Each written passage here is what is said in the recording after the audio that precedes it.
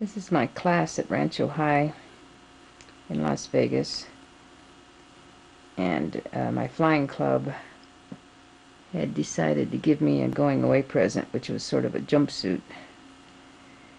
I had met Max Conrad the summer before. This is the probably December of 1959.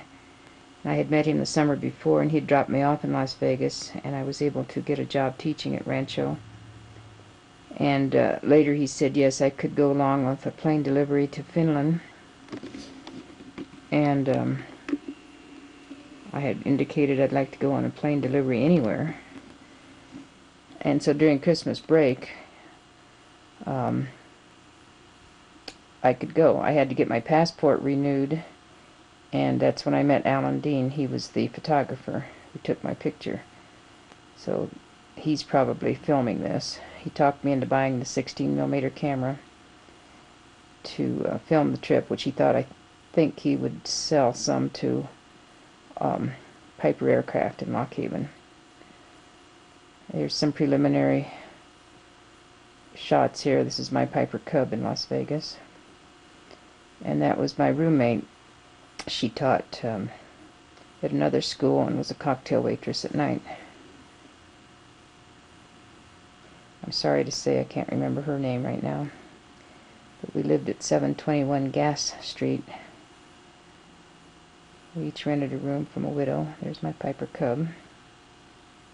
I had bought it a couple months earlier. That's probably flying over Las Vegas.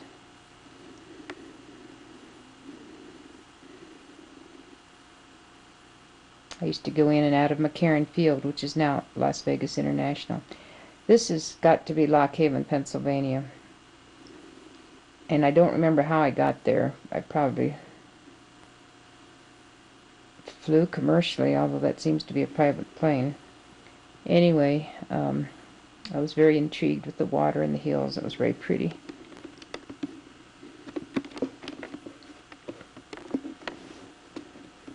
Lock Haven, Pennsylvania is the headquarters for Piper Aircraft.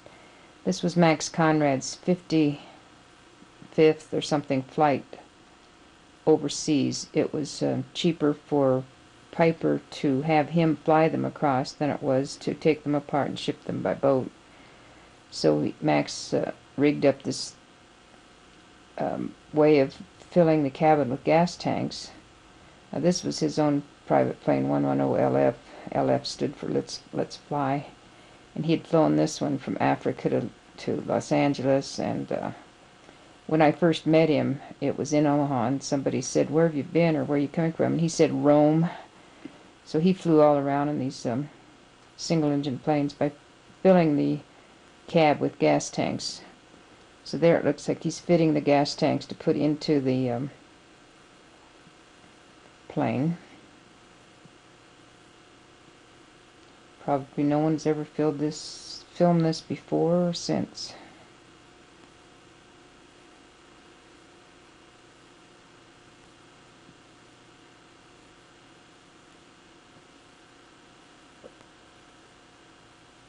Again, Alan's interest, I think, was in me filming this and then selling it to Piper Aircraft for money, for advertising purposes, about how safe their planes were. That a plane designed for 5 hours could in fact fly 14 without stopping. I remember he asked which way I wanted to go, and I said, well, where the water was the warmest. That was whether we would go from Boston to Greenland and across, or down to the Azores and to Portugal. So we took off, and I think that's Boston, and for 14 hours flew straight to the Azor Islands, where incidentally today as I speak, which is March 16th, 2003, March 15th, 2003, from LaPorte, Colorado, Our President George Bush is in the Azores with a bunch of other world leaders trying to decide why we should bomb Iraq now that we have 250,000 troops gathered around the border. This was a simpler day, 1959, and to fly an airplane across the ocean was a great thing. So I think this is in Boston. I have a lot of black and white and color films of this too. Still pictures. It's Max Conrad, of course, in the center. I don't know who the other two are.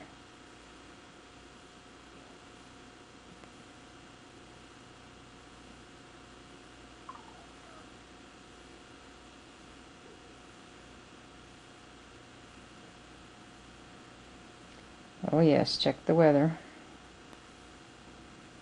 I have the map still that we charted our way across the ocean.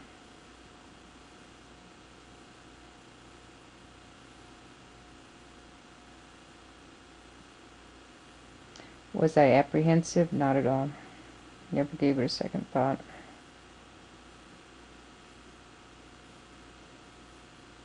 Again, a Piper Apache is made to carry enough gas to fly about 5 hours. 14 is quite a stretch.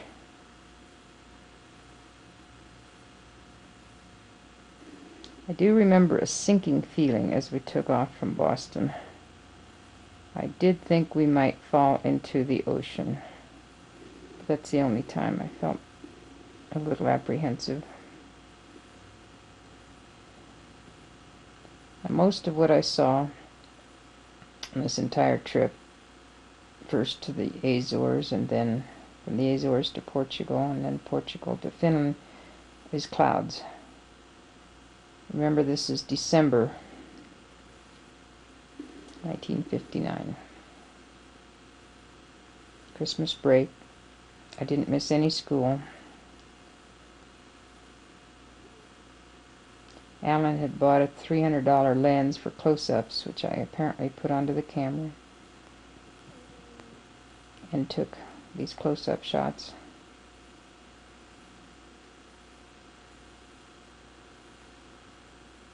There was no sound in those days, of course, no zooms, 8mm cameras, movie cameras, and 16mm. This was an exceptional camera. I believe this is sunrise, and I do have some still photos of this. It was just beautiful because it was blue and pink. Sunrise over the Atlantic. I spent the night talking to a few ships down below, and that was fun because they were surprised to hear a female voice in a small plane up above. Radio communications were good, but female pilots were rare.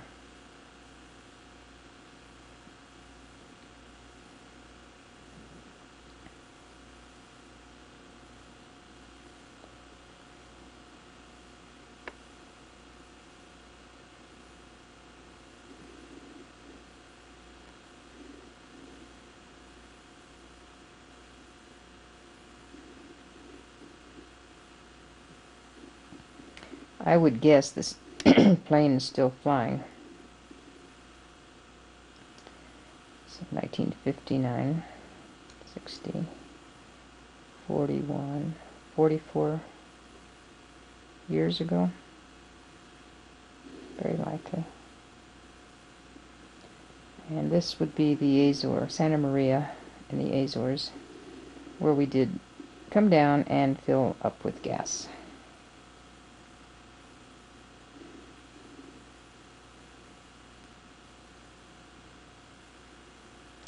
And went right on.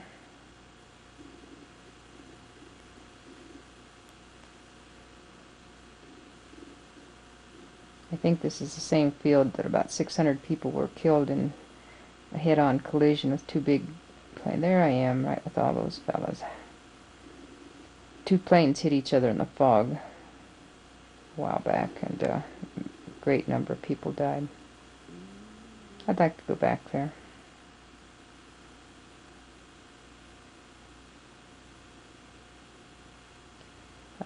do a lot of things.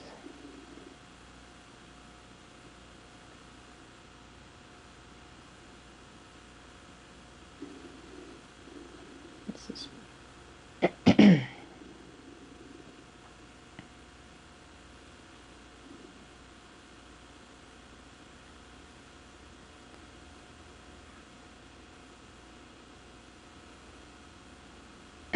that cute girl is a friend of Max's. It's her whole family and friends. And if I remember right, she was a parachutist.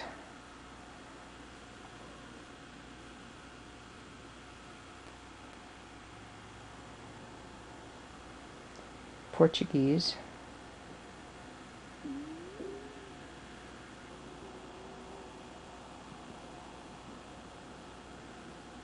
Okay, so we're off from Lisbon, and I think then we went to Paris and took the gas tanks out.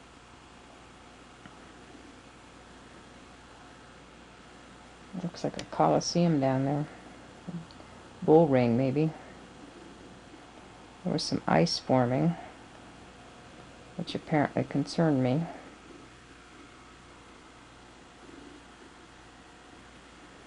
On the engine.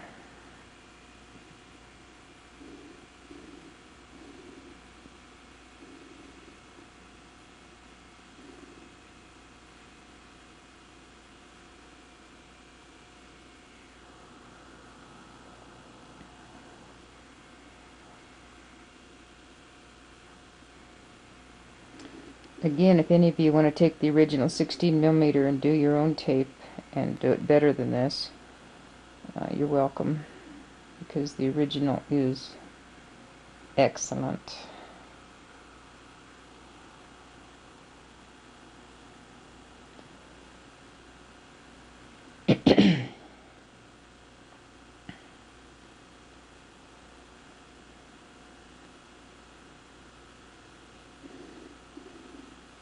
Now, how did I get out of that plane and film it coming in? That was certainly clever.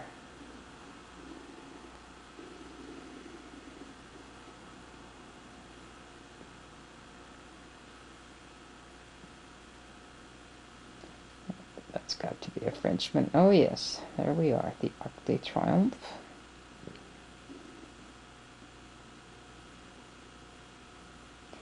I don't believe we stayed here either. We just went right on to Germany, where Max's daughters were.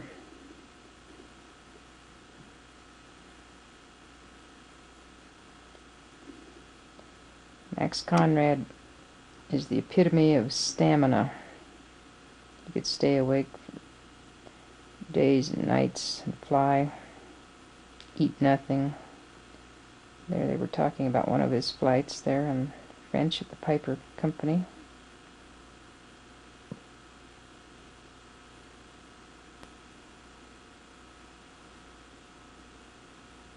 Here the gas tanks come out and he ships them home.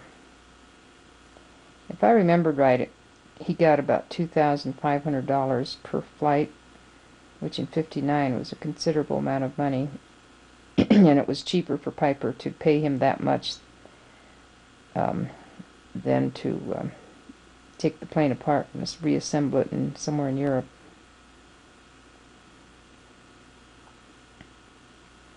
I think I was sitting on that gas tank the whole trip.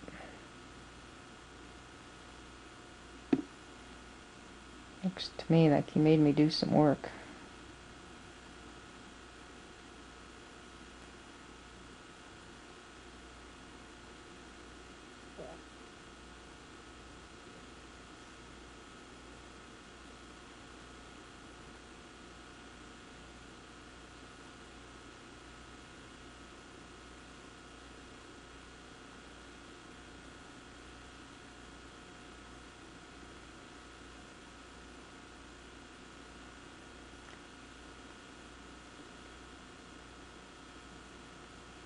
This is about December 24th,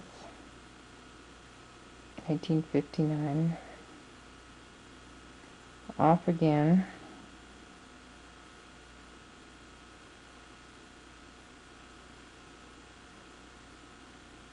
remember I was so disappointed. I'd wanted to see Spain, and all I saw was clouds.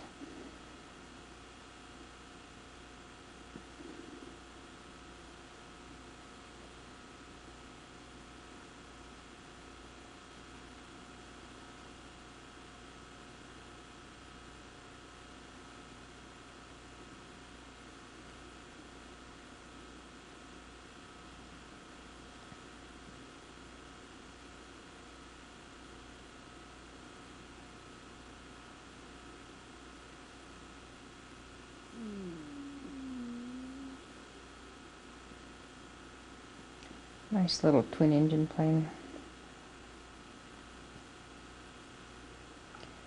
Oh, I miss flying. And here are Max's daughters. That was the big purpose of the flight at this time of year.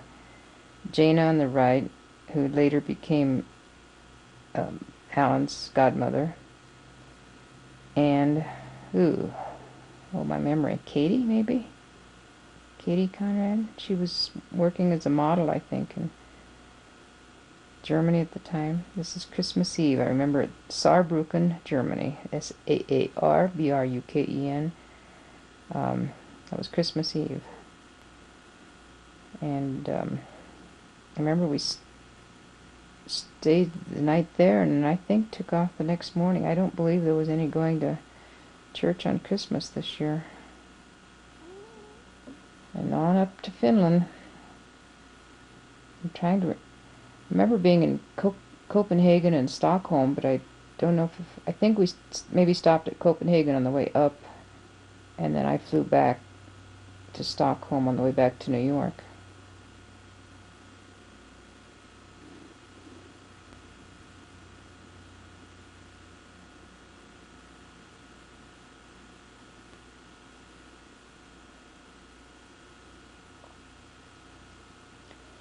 If I had done this 40 years ago, I certainly would have had more interesting things to say, I'm sure.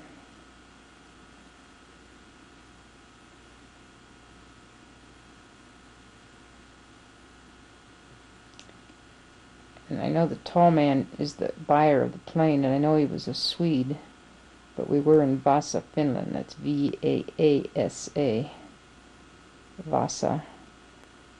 And remember now, at the equinox, or the end of December, there was really not much daylight there. In fact, just for 2 or 3 hours a day on the horizon, you could see the sun kind of come up and go down, but it was darkish all the time. But these people were so nice, and they arranged for sleigh rides, and I even went up in this little Piper Cub with skis. It's quite close to the Russian border. Isn't she cute?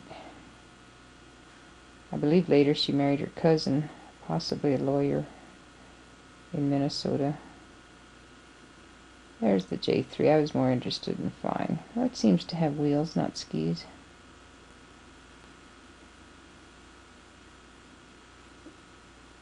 Never got enough of flying.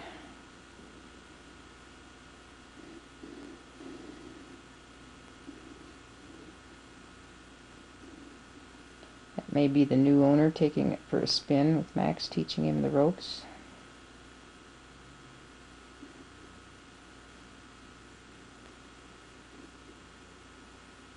This is downtown Vasa.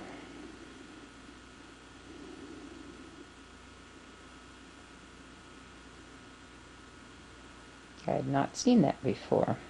A child on a sled or a bike with 3 wheels.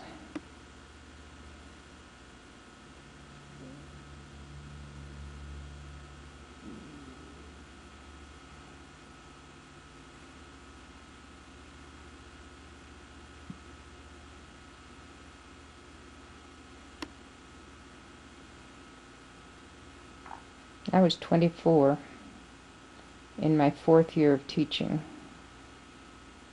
I had taught 2 years at Omaha North, 1 at St. Mary's in Bellevue, and this was in Las Vegas. I was 24, about to come up to my 25th birthday in January.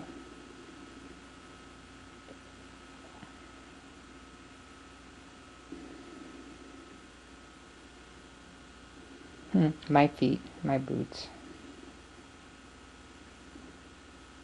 Quite blah compared to all those in the store.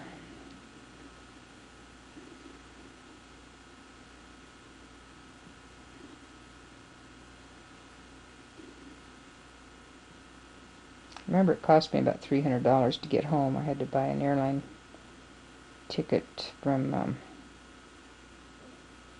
I guess, Vasa to Stockholm and Stockholm to New York.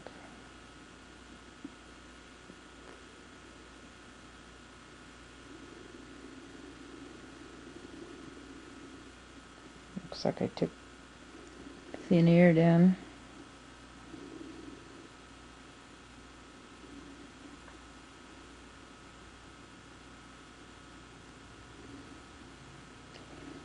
Stockholm, my jet lag really got me, and I don't know where everybody else just left or disappeared, and I was in a hotel there, and I was supposed to go on down to Germany and go skiing with Gert Vinegar and Richard Eland. In fact, they were waiting for me, and instead I just conked out in this hotel in Sweden and just slept and slept. I was so tired I even left my best black dress there that I don't believe I ever wore, but just left it hanging in the closet and forgot it. And I just got a ticket on Pan Am and flew back to New York. And there were 3 of us on the plane, so the pilots let me sit up in the cockpit a lot. It was hard for them to believe I'd just come across the ocean a few days earlier in a Piper Apache. But anyway, it cost me like $300 to get home, or get to New York.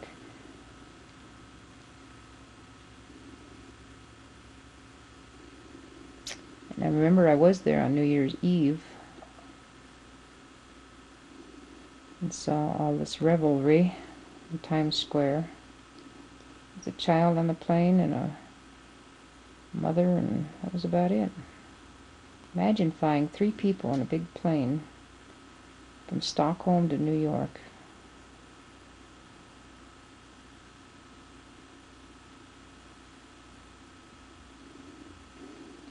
I think this is New York.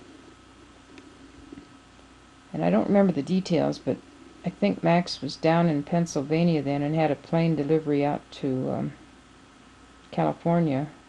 So he picked me up and we went to Winona, Minnesota, where his family lived, his younger kids.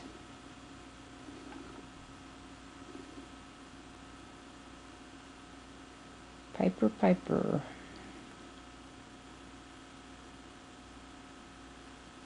I had some Piper stock at one time. I lost money on it, I'm sure. I've lost money on stock in anything I've ever owned. I think this is around Minnesota.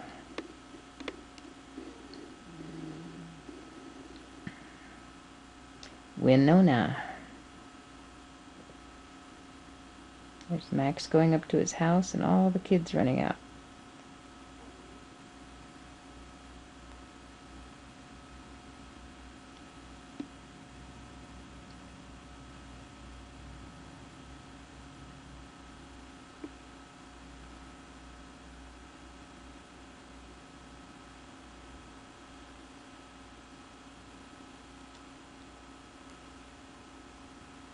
It seems like that was Denver. I think that said Combs. Anyway, I got back to Las Vegas in time to teach school Monday morning after Christmas break.